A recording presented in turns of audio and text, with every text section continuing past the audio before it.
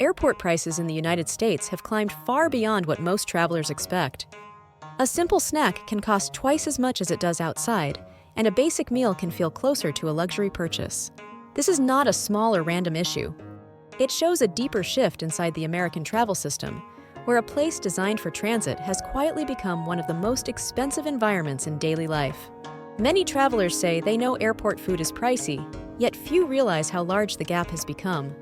Some airports show increases of 40%, 60%, even above 100% compared to street prices. These numbers are not coming from rare cases.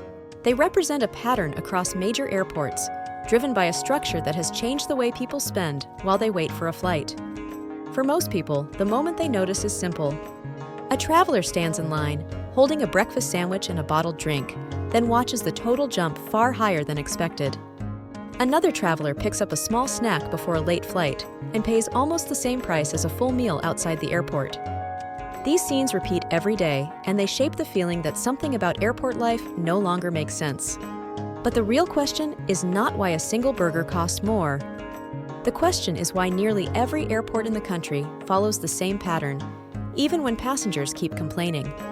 What changed inside the system that made these high prices feel permanent? What changed inside the system did not happen overnight. It began decades ago, long before airport meals were treated like premium purchases, and it started with a simple idea that airports needed a new way to make money. Early airports looked more like train stations, crowded and plain, and most travelers spent almost no time there. Airports earned a little from parking, a small shop, or a basic snack stand, but it was never enough to support the growing cost of operating a large terminal. Everything shifted when air travel became more accessible. As ticket prices fell and more people began flying, airports faced a new challenge. Passengers were arriving earlier, waiting longer, and spending more time in the terminal than ever before. A space built for fast movement suddenly had to become a space where people stayed. By the early 1990s, one airport made a bold move. The Pittsburgh Airport opened a large retail corridor called the Air Mall, a place filled with shops and restaurants that looked closer to a downtown mall than a travel hub. Travelers loved it, and the airport saw its revenue climb far faster than old models had ever allowed. Other airports saw the results and rushed to copy the idea, turning terminals into long stretches of retail space that encouraged people to browse and spend while they waited. For a moment, it looked like a win for everyone.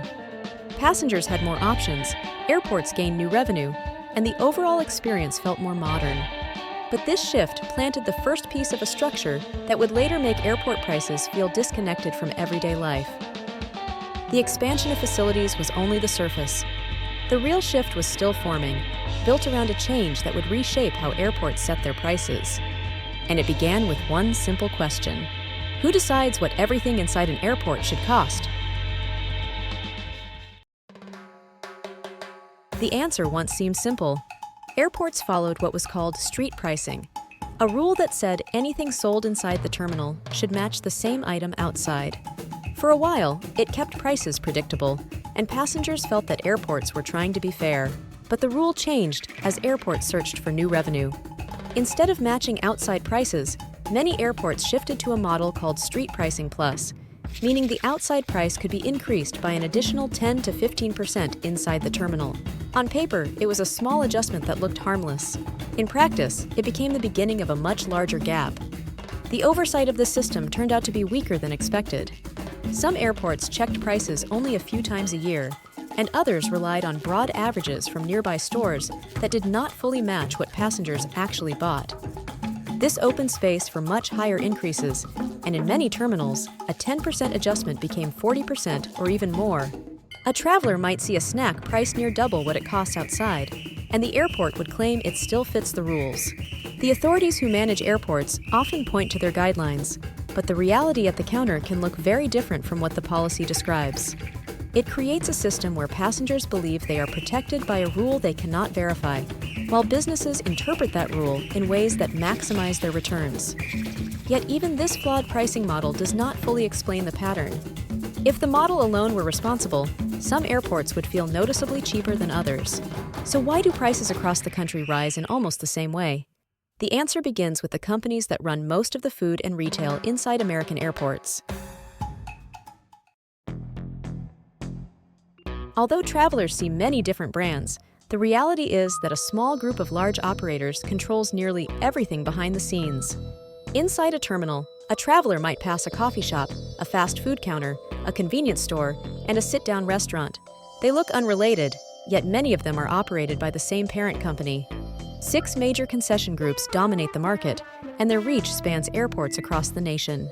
They manage hundreds of storefronts, set internal pricing structures, and negotiate long-term contracts that block smaller competitors from getting inside.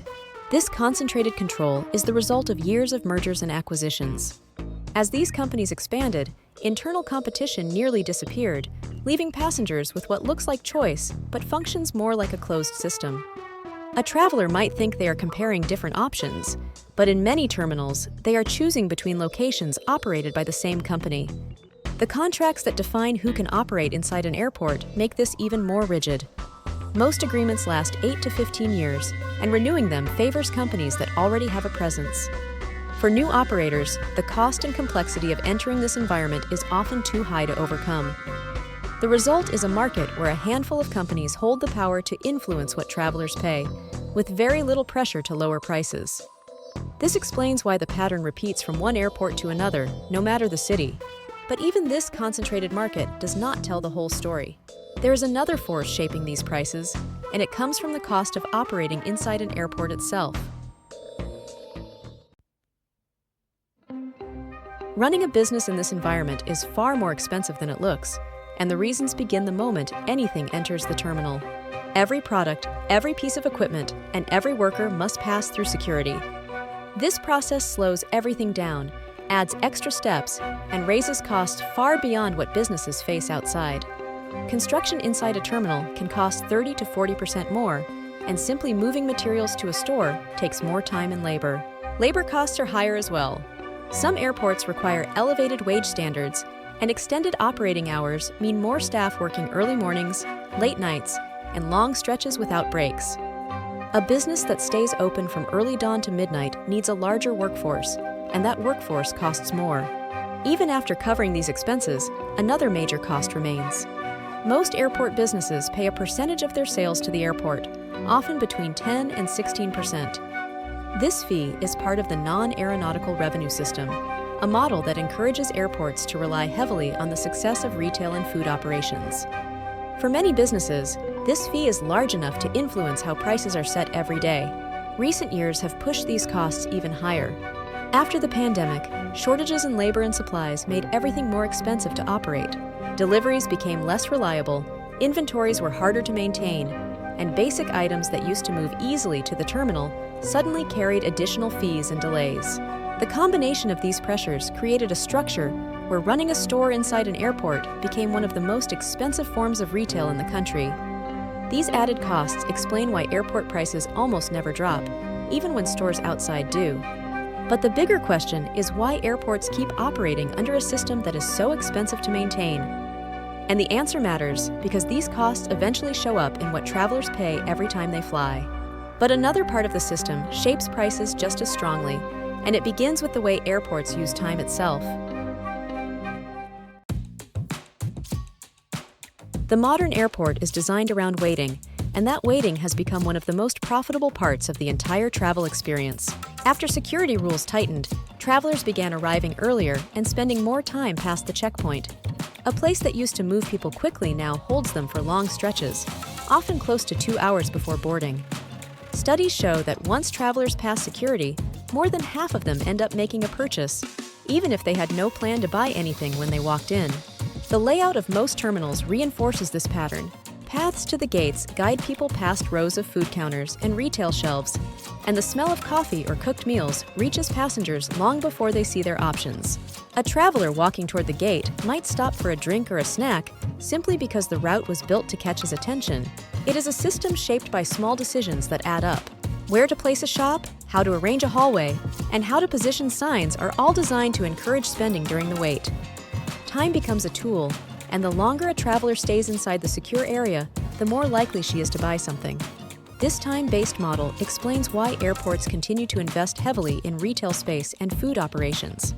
The more people wait, the more they spend, and the more value the airport gains from each minute a traveler stays inside. But this structure leads to a larger question that still remains. Why do airports keep this expensive system in place, even when passengers question the price of almost everything they buy? The answer becomes clearer when looking at how airports and airlines depend on each other. Behind the high prices in terminals is a financial link that most travelers never notice.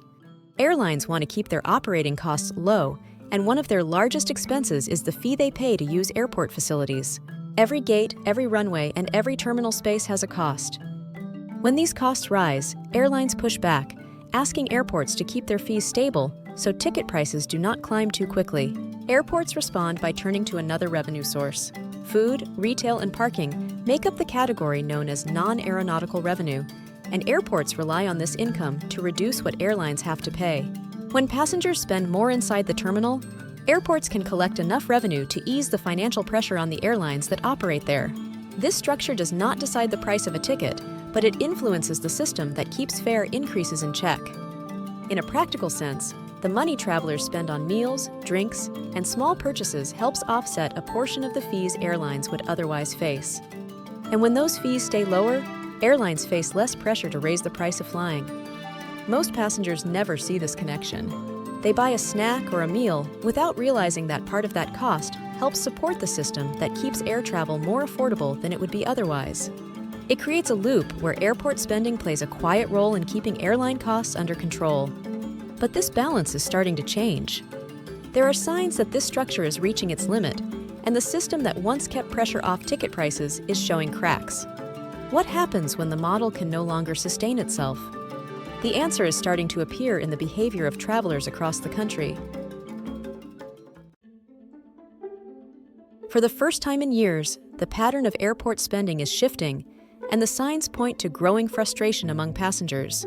Recent surveys show that travelers feel more dissatisfied with airport prices than ever before. Food and beverage costs rank among the lowest scoring categories in passenger experience, and the complaints have continued to rise through 2024 and into 2025.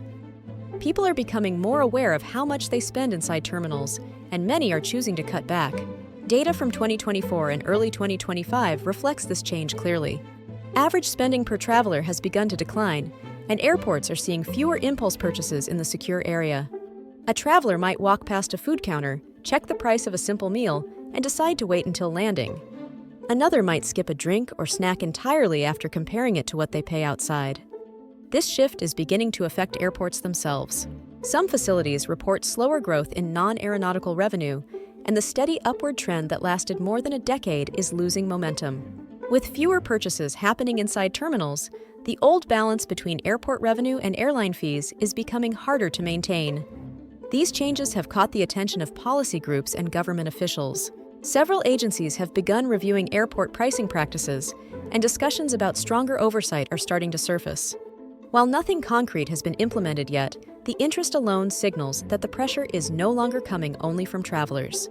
Institutions are starting to acknowledge that something in the system may need to change. All of these shifts raise a larger question. If passengers are spending less and concerns are rising at every level, what does this mean for the future of airports in the United States? The answer reaches far beyond the terminal walls. The story of airport prices is not just about airports. It reflects deeper forces shaping the American economy itself. Across the country, businesses face rising labor costs, higher operating expenses, and limited competition in key industries. Airports simply make these pressures easier to see because everything happens in one enclosed space. A traveler walking past a row of food counters might feel the shock of a single overpriced meal, but that moment mirrors what many households experience everywhere from grocery stores to restaurants to simple daily services. The structure behind airport pricing contains the same elements that drive up costs in the broader economy.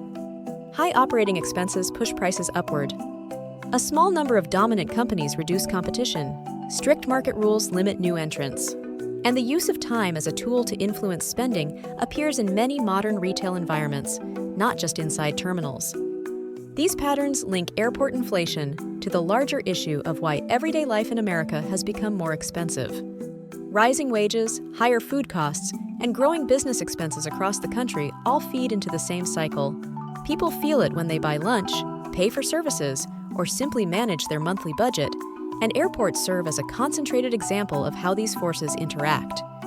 Understanding this connection reveals that airport prices are not an isolated problem. They are a small but clear window into the structural challenges that shape the entire American economy. In the end, airport prices are not the exception in the American economy. They are a preview of pressures shaping the entire country,